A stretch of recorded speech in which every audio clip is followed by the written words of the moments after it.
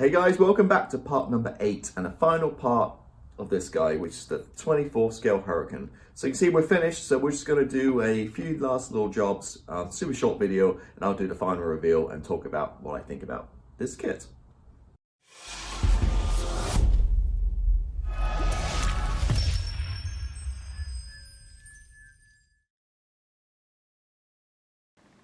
Alright, so I hope you had a great week, and this episode is going to be very quick and easy because this is a World War II aircraft, a prop.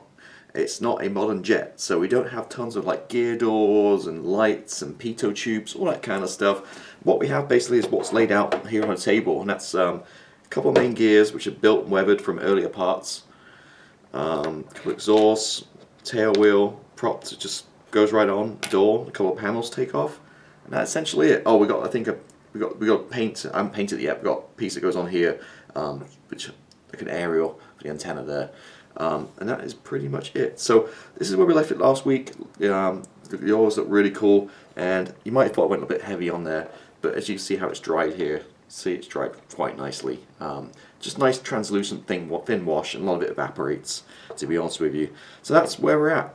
So looking really good, and it's been really enjoyed building this, but having the 6-week delay where you put those decals kind of lost my mojo a little bit with now, but in fact we're in the final stages. You know, literally I've probably got like 15 minutes of work left on this and then it's going to be done, and yeah, really excited. So firstly, well, what I should mention too is last week, I apologise last week, this is a new camera, a new camera mount, a new camera angle for me, so I know a lot of the weathering stuff, I was off camera, so I apologise for that. I did cut some of that out the video as well, so hopefully you did see what you need to see.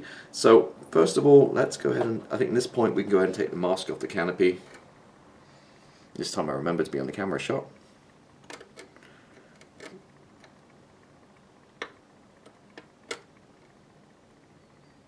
Okay, these are Montex masks. Not wanting to come off. Let me use my finger rather than scratching with the... Now again, these have been on for quite a few weeks, so it's a little tricky to get these guys off. You know what? I'm going to do this off camera so I can concentrate. I'm going to scratch the whole canopy up, the windshield off, should I say. So let me get these masks off, the Montex masks, and we'll start putting some of this stuff on. It's pretty self-explanatory, like the gear here. You know, it just really just slots into place, and there's really good mounting points and stuff. There's not really too much to show you, really. So I'll just go and work through some of this stuff, and if I see any challenges or any issues, I will let you know as always. Alright, so working through here, and we're pretty much done. We've got two more things to do. We've got to put the aerial on and just slot on. The final thing I have to do is put on the prop, and we'll be done. So everything just went on no problem at all. The gear was a really positive fit, really nice fit on this kit, as most stuff on this kit. The only issue I had was with the cannons. This one, it just really hard. Well, some fit in okay, some just wouldn't fit in. I don't know if it's because of the paint, the thickness of the paint really kind of reacted with that or not. But it was really hard to get these couple of these barrels in. I used pliers. I managed to squeeze most of these in, but I think this one in particular, sticking out a few mils out. I just couldn't force it anymore. I'd either break that or break the wing in half, and I didn't want to do that. So it just sticks out a little bit too far.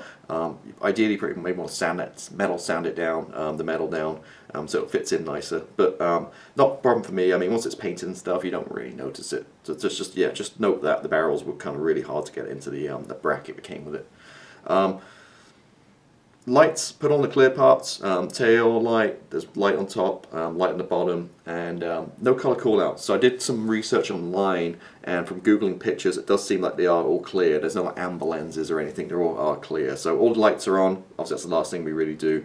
And now we're just going to put the aerial on. So I thought I'd show this for you guys. Let me zoom in, oh, wrong way. Zoom in a little bit more.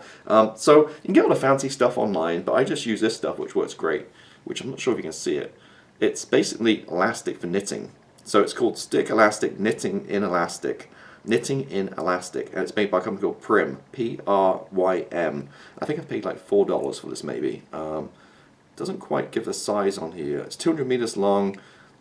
But it's just this stuff works great. And this will last a lifetime. Literally. So all you're going to do simply is... Locking my glue over.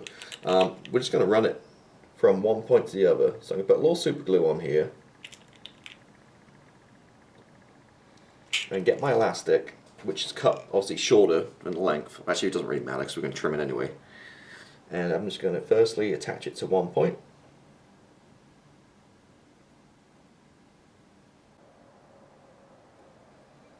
Alright, finally got one side on. This is one of those things better to do off camera, because with the camera in the way and stuff, it gets a little tricky. So anyway, we got that one side on. We're just going to leave it for like 10-20 seconds just for it to go off, and then we'll just stretch it to the other side. Alright, so now I think it's finally stuck.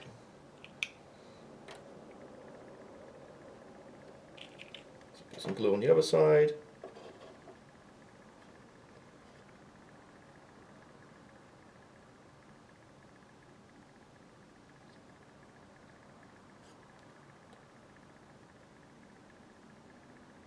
Stretch it.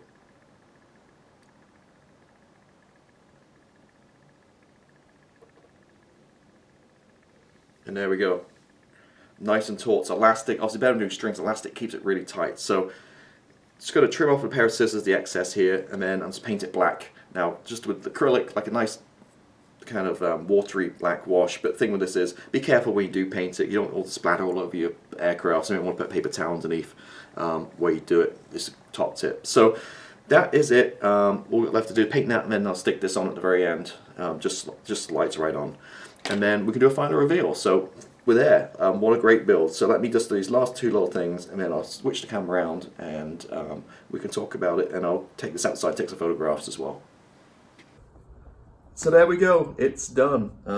Quite a long process, because mainly Hannah's took, well, not Hannah's, but a mail service took 6 weeks to get those decals to me. So quite a long delay, which kind of spoiled it a little bit for me to build, but nevertheless, it turned out beautiful. So as always, I'll do a walk around, and at the very end of the video, when I'm done talking, I'll do some still photographs for you guys to see as well. So this kit, yeah, nothing but superlatives. I've been going about this for a few months now. As you know, before in December, I said this is my kit of the year.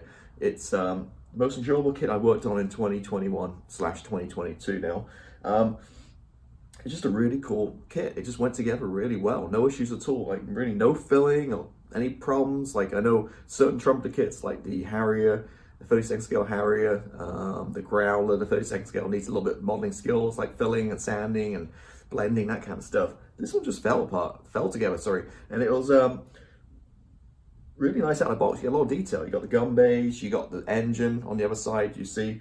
The cockpit isn't too bad. I just added a couple of things, added the Yahoo instrument panel and the fabric seat belts, and also added the metal cannons as well. Now the metal cannons look really cool, definitely an upgrade. Just one of these didn't quite fit into the housing very well. It needs to be sanded down. The metal's too big. I don't know if it's because of the paint or whatever, taking up too much space, but I can't get it in fully without breaking it. So that needs a little bit of attention maybe, but overall really cool. So I decided my display mine kind of open. So I did one gun bay open, and I did one side of the engine open too, so you can see the engine, and really happy with it. It's not super huge, you know, it's big, but it's smaller than my 32nd scale Super Hornet because it's a warbird, right? So it's small. Yeah, let's talk about what we did here. So we built it all up. We used Attacker paints as always. Love Attacker lacquer paints. Went down beautifully. Came back to some post shading, just kind of break up the light, break up the colors a little bit, just kind of get a little bit bleach effect, weathered down. Then weathered it using dark dirt wash and neat oils. And there she was. The only issue I had was the decals. Techmond, I think they are, the decals. The first set, this side was fine, but the WC on the other side just fell apart on me.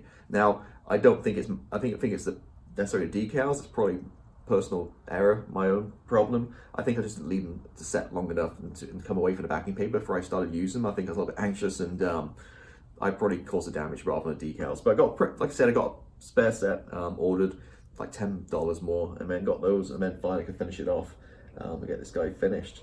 Now the obviously look at here, the detail is very big, being Trumpeter, like the rivet detail and stuff, but it is 24 scale, so I think it looks cool. Really like how it turned out. Yeah, very cool indeed. So that is really it. Not too much to really talk about it. I mean, it was a great kit. Like I said, went together, no issues at all. And yeah, this is going to be, if you're watching this on my Patreon, it's going to be out on my YouTube channel a few months afterwards. But as always, early access on my Patreon. So if you want to follow along with my Patreon, I'll get the early access videos. The link's below. You can see on my Patreon there. But yeah, that's it. I bought another one. Oh, one thing, last thing I should mention, the price. So really cheap kit from AliExpress, out straight from China. I got a Mark 1, so I have another one of these on the way, which I talked about in my previous videos. I've got the Mark 1 in the Browns, the Battle of Britain kind of era, and I got that shipped from China for $55 US. So it's taking, slow boat from China. It's taking a few weeks to get here, but if you're patient and get them overseas, these kits are very cheap. So I think this one was about 65 for the Mark II, and then by the time I added the seat belts, the cannons, the decals, and the instrument panel, I think we're right around about 100. So $100 for something this size, I don't think it's bad at all. It's a great deal, I think, for a great kit. So now I want to get its sister. I want to get the Spitfire. So I think at this point I'm going to wait till Airfix release their new 24 scale Spitfire, and I'll build that on the channel as well. So we have the Spitfire and the Hurricane. So there we go. Thank you as always for watching. It's been a blast building this, and hopefully you enjoyed this build series. And if so, I'll see you on the next one. So stay tuned for the photographs, and if not, I'll see you in the next video. Bye.